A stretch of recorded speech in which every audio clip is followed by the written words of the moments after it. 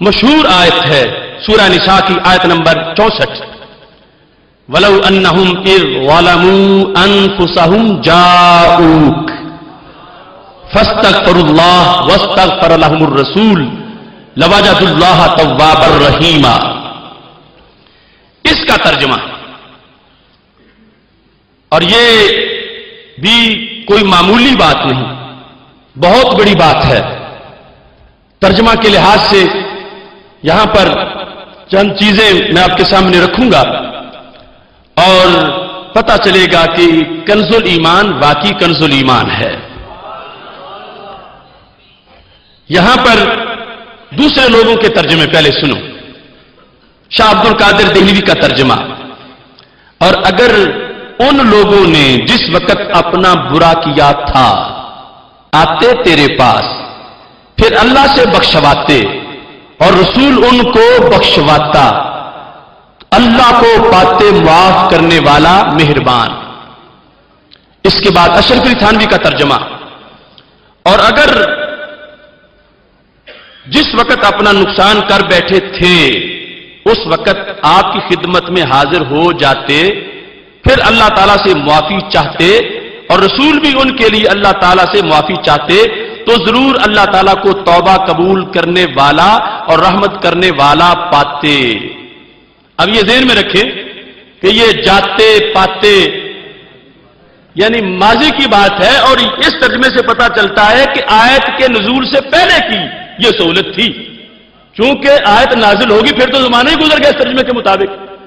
اب اگر آپ کسی کو کہیں کہ اگر آج آپ صبح 8 بجے آتے تو ناشتہ کرتے، تو اب سب کو پتا ہے کہ اب تو وہ وقت نہیں رہا، 8 بجے آتے تو کھانا کھاتے، اب وہ وقت نہیں رہا۔ سوچنا ذرا اس بات کو۔ ترجمہ محمود الحسن دیوبندی کا، اور اگر وہ لوگ جس وقت انہوں نے اپنا برا کیا تھا آتے تیرے پاس اور پھر اللہ سے معافی چاہتے اور رسول بھی ان کو بخشواتا، تو البتہ اللہ کو پاتے معاف کرنے والا۔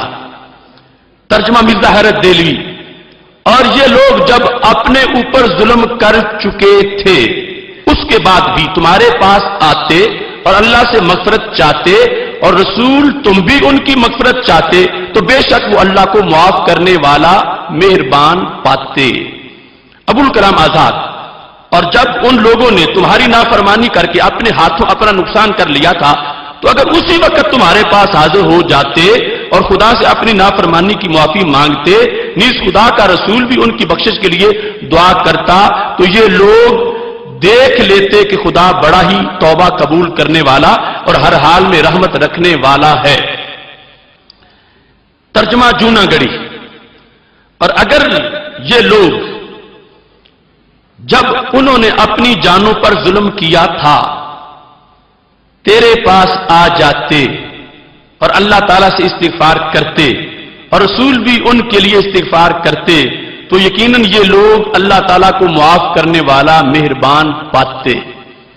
مودودی، اور اگر انہوں نے یہ طریقہ اختیار کیا ہوتا کہ جب یہ اپنے نفس پر ظلم کر بیٹھے تھے تو تمہارے پاس آ جاتے اور اللہ سے معافی مانگتے اور رسول بھی ان کے لیے معافی کی درخواست کرتا، تو یقیناً اللہ کو بخشنے والا اور رحم کرنے والا پاتے۔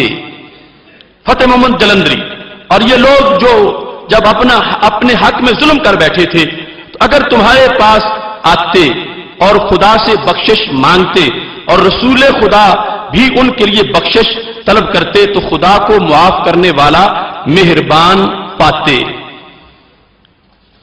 ایسے ہی یہ مختلف تراجم ہیں جن میں اس آیت کے نزول سے پہلے کی یہ سہولت بیان کی گئی کہ اس وقت اگر آ جاتے اور سرکار پھر ان کے لیے بخشش کی دعا کرتے تو ان کو یہ فائدہ ہو جاتا۔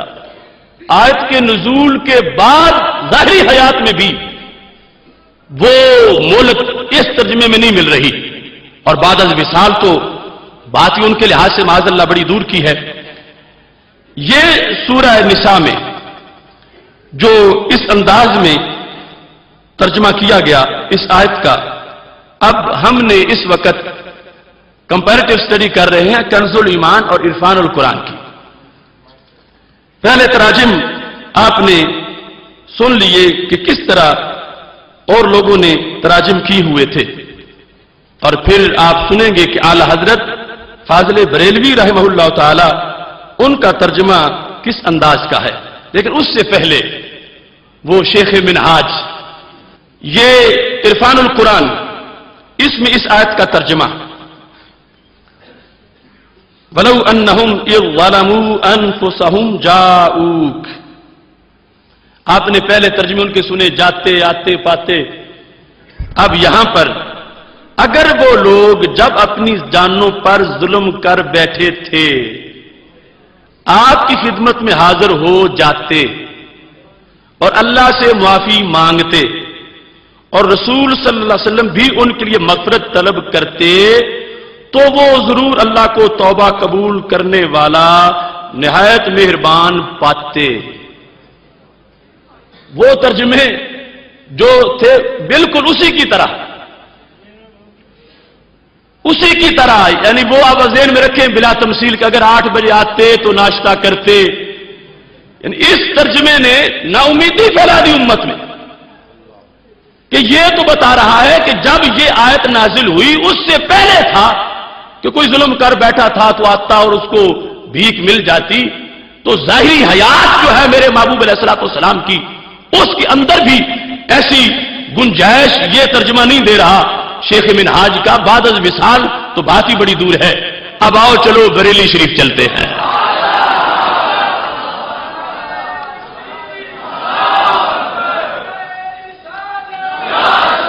نعرہ تکبیر، نعرہ رسالت، نعرہ رسالت، فیض رضا، فیض رضا، فیض رضا، فیض رضا، لللار ہے، لللار ہے، حق کا دائی. سورہ نساء، سورہ نساء، سورہ نساء، اس کے اندر ترجمہ سنو میرے امام کا. وَلَوْ أَنَّهُمْ إِذْ ظَلَمُوا أَنفُسَهُمْ جَاءُوكَ. اور اگر جب وہ اپنی جانوں پر ظلم کریں تو اے محبوب تمہارے حضور حاضر ہوں اور پھر اللہ سے معافی چاہیں اور رسول ان کی شفاعت فرمائے تو ضرور اللہ کو بہت توبہ قبول کرنے والا مہربان پائیں.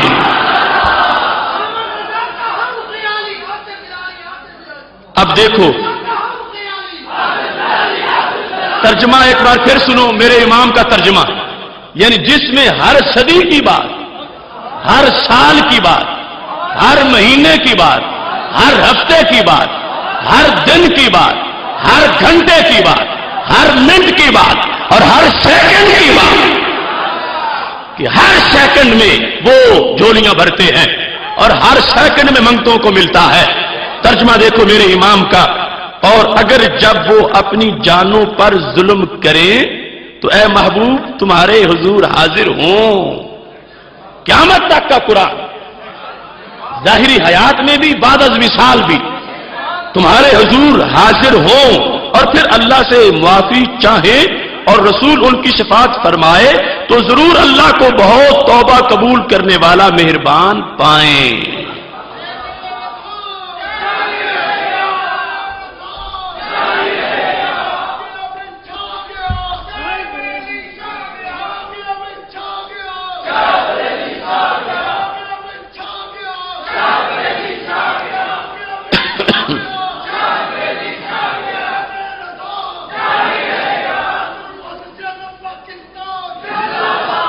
اب یہاں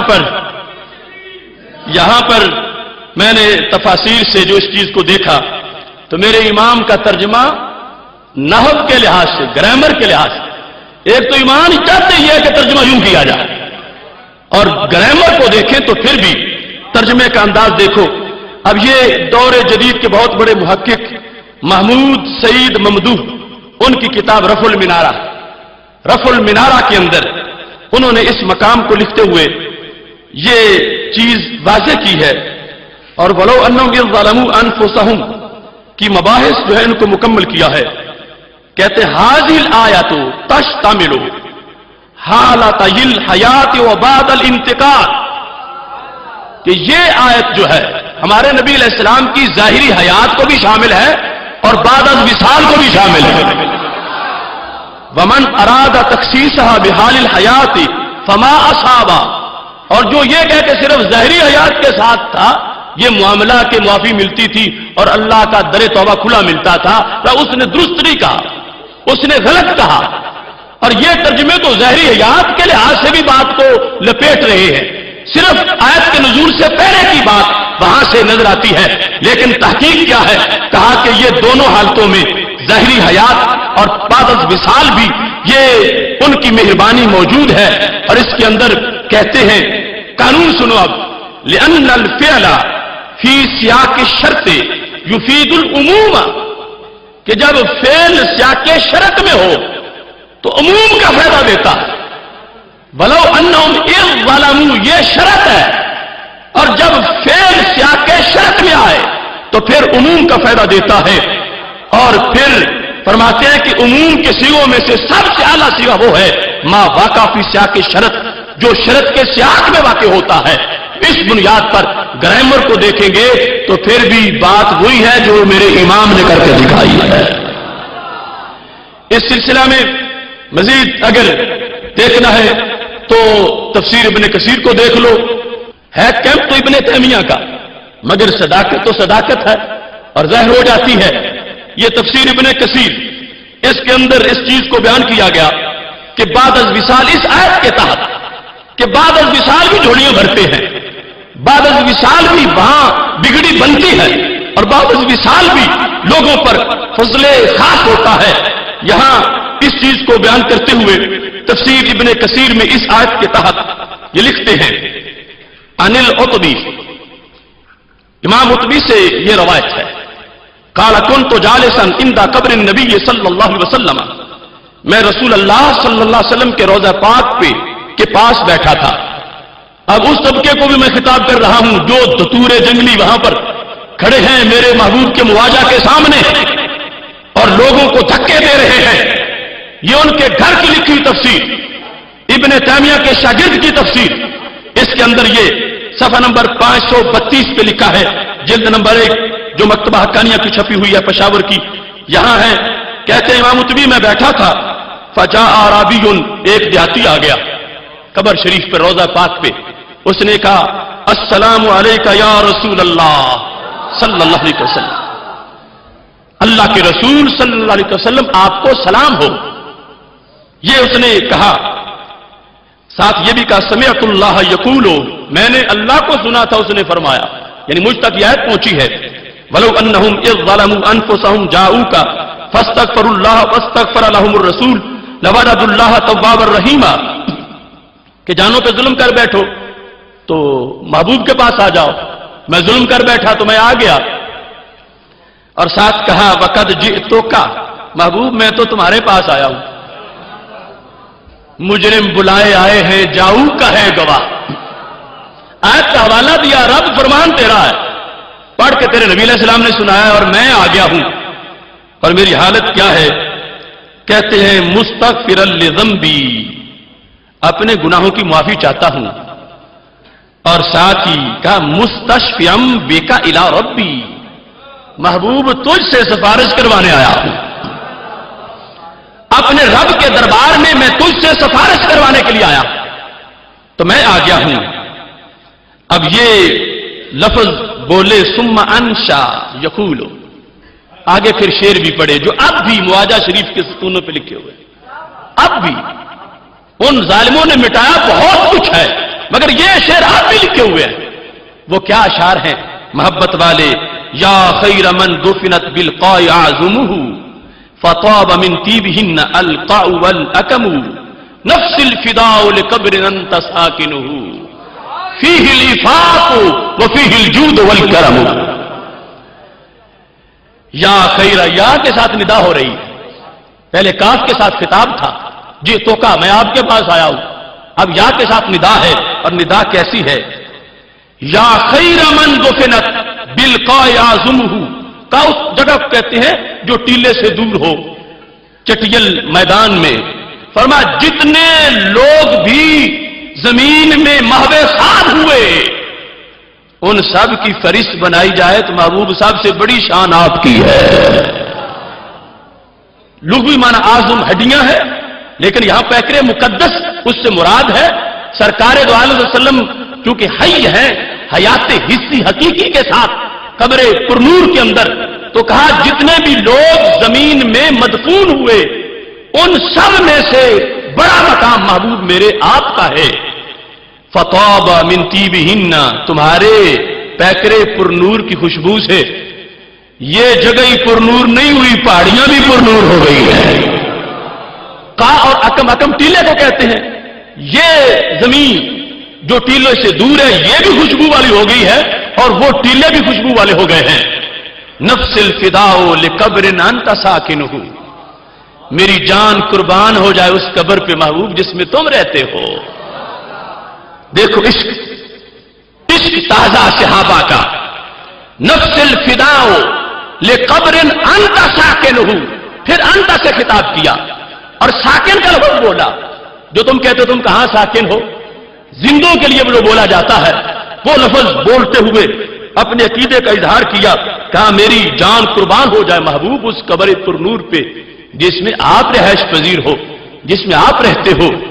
فیہ العفاف وفیہ الجود والکرم، یہ قبر تو نہیں، یہ تو پاک دامنی کا مرکز ہے، یہ تو منبع جود ہے، یہ تو مرکز سخا ہے۔ فیہ الجود والکرم، اس میں جود بھی ہے، اس قبر میں کرم بھی ہے۔ جس نے جھولی بھروانی ہو محبوب یہ قبر تمہاری سب کی جھولیاں بھرنے والی ہے۔ آج لوگ دتورے وہاں کہتے ہیں کہ یہاں اندر کچھ بھی نہیں، لیکن وہ عقیدہ فیہ العفاف و فیہ الجود والکرم، اس میں عفاف بھی ہے، اس قبر میں جود بھی ہے، اس قبر میں جو ہے کرم بھی ہے۔ یہ اشعار سنی بریلوی عقیدہ بعد دور صحابہ کی ہے، تو وہاں سے یہ چل کے فکر رضا آئی ہے۔ اب وہاں قطبی کہتے ہیں وہ تھا دیہاتی، باتیں بڑی پتے کی کر رہا تھا اور عشق بڑا تازہ تھا۔ کہتا ہے آج سن کے آیا ہوں محبوب، آنے تک تم دنیا سے تشریف لے گئے ہو، اب رب کا قرآن تو قیامت تک کہ میں آ گیا ہوں، اب میرے لیے رب سے سفارش کرو۔ میں تو سفارش کروانے آیا ہوں، اپنے گناہ بخشوانے آیا ہوں، سرکار کی تحریر کے سامنے اپنی جھولی پھیلا کے درخواست پیش کر رہا ہے۔ تو اتبی کہتے ہیں فغلبتنی عینی، میری آنکھ لگ گئی، فرأیت النبی صلی اللہ علیہ وسلم، میں نے رسول اکرم صلی اللہ علیہ وسلم کا دیدار کر لیا۔ فقال، انہوں نے فرمایا یا اتبی الحق الاعرابی فبشرہ ان اللہ قد غفر لہ۔ اتبی وہ منگتا میرا درخواست پیش کر کے چلا گیا ہے، اس نے تو صرف یہ کہا کہ بخشنے کی سفارش کر دو۔ اتبی جو کچھ سفارش کے بعد ہونا تھا میں اس کی خوشخبری سنا رہا ہوں۔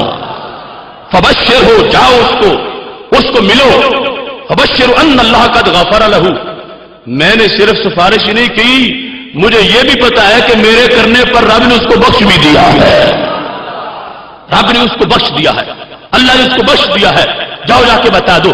اب یہ بعد از وصال بھی اس آیت کا مفہوم جو صحابہ نے سمجھا تھا، اس آیت کا مطلب جو قرون اولا کے مسلمانوں نے سمجھا تھا، اگر بر صغیر کے مسلمانوں کو سمجھایا ہے تو وہ ہمارے اماموں نے سمجھایا ہے۔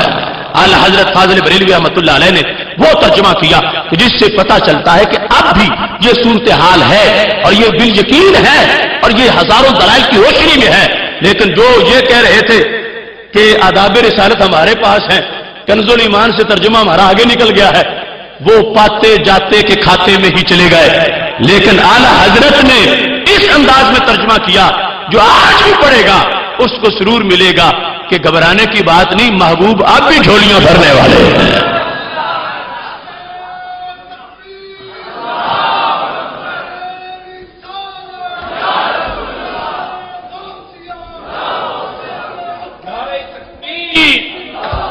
نعرہ تکبیر، نعرہ رسالت، نعرہ رسالت، حاجت روا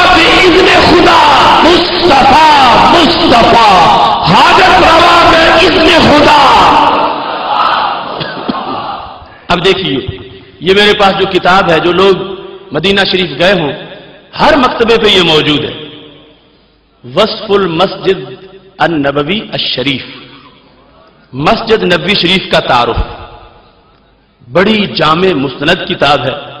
اور وہ بجو جو قبروں کو کھودنے میں مصروف رہتے ہیں، ان کی دسترس سے یہ کتاب دور ہے، چونکہ ایک بڑے آدمی نے لکھی ہے اور پیچھے خاندان بڑا ہے اور پھر حکومت پر اس کے اثرات ہیں، اور پھر مصر تک کی جو ازہر یونیورسٹی کے مختلف حضرات ہیں، ان میں یہ مفتی دیار مصریہ کی اس پر تقدیم بھی ہے، ڈاکٹر خالد محمد حامد، اس نے اس کو اکٹھا کیا ہے، اور اس میں جو کچھ ہے وہ سب کچھ فکر رضا ہے۔ اس واسطے آپ جائیں تو اس میں اگرچہ ریال کافی خرچ ہوتے ہیں، کھانا تھوڑا کھا لینا، لیکن یہ کتاب ضرور خریدنا کہ جو وہاں پہ ملتی ہے۔ بہت خوبصورت اس کا ٹائٹل ہے، ہر ورق بڑا خوبصورت ہے اور اس کا مضمون بھی بڑا خوبصورت ہے۔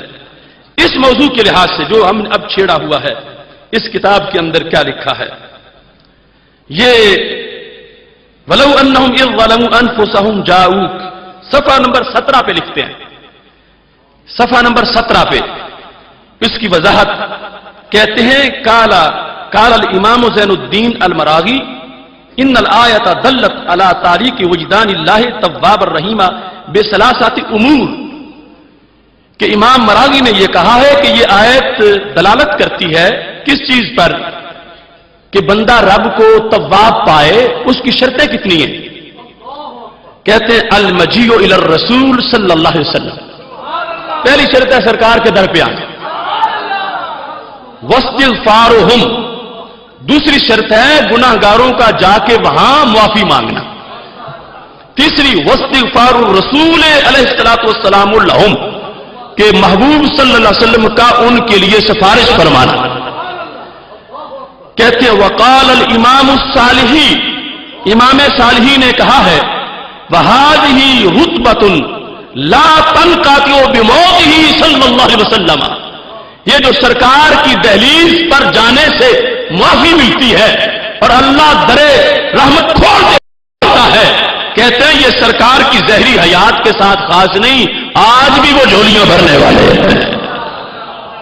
حاجی رتبۃ لا تنقطع بموتہ صلی اللہ علیہ وسلم، یہ سرکار دو عالم صلی اللہ علیہ وسلم کے وفات وصال سے یہ ختم نہیں ہوئی چیز، یہ اب بھی باقی ہے۔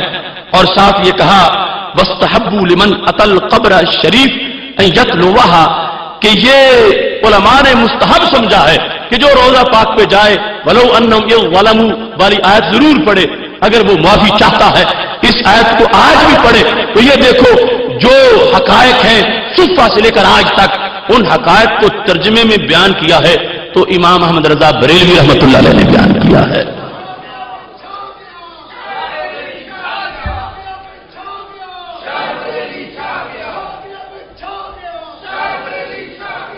اس سلسلہ میں ابھی اس سے اگلا مرحلہ عشق رسالت مآب صلی اللہ علیہ وسلم، اور یہاں ایک بات میں مزید ولو انہم اذ ظلموا انفسہم کے لحاظ سے کرنا چاہتا ہوں، کیونکہ برباد گلستان کرنے کو بس ایک ہی الو کافی ہے، ہر شاخ کی الو بیٹھا ہو انجام گلستان کیا ہوگا۔ ایک دوسرا طبقہ اس آیت کو کس انداز میں پڑھتا ہے، یہ میرے پاس تفسیر صافی ہے، رافضیوں کی تفسیر، انہوں نے کہا یہ آیت جس طرح سنی پڑھتے ہیں ایسے ہے ہی نہیں، معاذ اللہ کہتے ہیں ایک لفظ یہ سارے چھوڑ جاتے ہیں۔ ان کا یہاں پر جو ہیر پھیر ہے اس کو دیکھیے، تفسیر کمی میں بھی ہے، اس میں بھی ہے۔ اس آیت کے تحت کہتے ہیں جاؤ کا جو ہے نا ولو انہم اذ ظلموا انفسہم جاؤک، اس کے بعد کہتے ہیں سنی ایک لفظ کھا گئے، معاذ اللہ۔ یہ جلد نمبر 1 ہے اور صفحہ نمبر 369 ہے۔ جاؤک کس کے پاس آئیں؟ کہتے ہیں جاؤ کا یا علی، علی تمہارے پاس آئے، اور ساتھ لکھا ہے کالا ہا کذا نازلت، نازل اس طرح ہی ہوئی تھی، بعد میں تبدیل کر دی گئی ہماری۔ تو دیکھو مطلقاً حب علی علی علی کرنا وہ معیار حق نہیں. اب یہ جو آیت میں جہاں سرکار کی جگہ لفظ علی لکھنا چاہتے ہیں کہ جاؤ کا یا علی، ان کا ایمان سے تعلق کیا ہو سکتا؟ اور علی علی تو وہ بھی کہیں گے کہ ہم تو آیتوں میں بھی داخل کر رہے ہیں، صرف گلیوں میں نہیں پڑھتے. تو اس واسطے پتا چلا کہ ہر چیز کا ایک مقام ہے، ایک مرتبہ ہے. صرف علی علی کو نہ دیکھو، یہ دیکھو کہ حضرت علی نے سبق کیا پڑھایا ہے. اس آیت میں بھی یعنی انہوں نے کہا کہ یہ معاذ اللہ ہم پہ الزام لگا کہ انہوں نے آیت بدل دی ہے اور ہمارے علی رضی اللہ تعالیٰ عنہ کا وہ نام نکال دیا ہے. یہ سازشیں دین متین کے خلاف ہو رہی ہیں، اور ان سب کے علاج کے لیے ایک نسخہ ہے جس کو کنز الایمان شریف کہا جاتا ہے.